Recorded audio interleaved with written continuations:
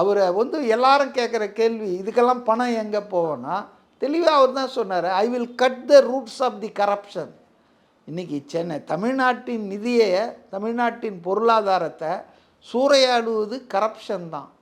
Endless corruption and corruption everywhere.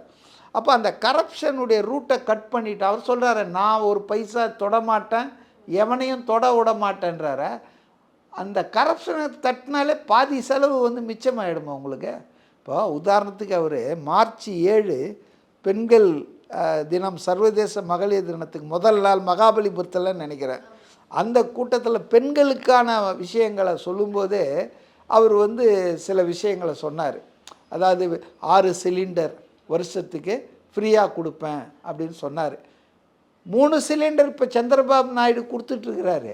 Practically it is being implemented in Andhra. அப்போ 6 சிலிண்டர்னால் அநேகமாக ஒரு நடுத்தர குடும்பத்துக்கு போதுமானது.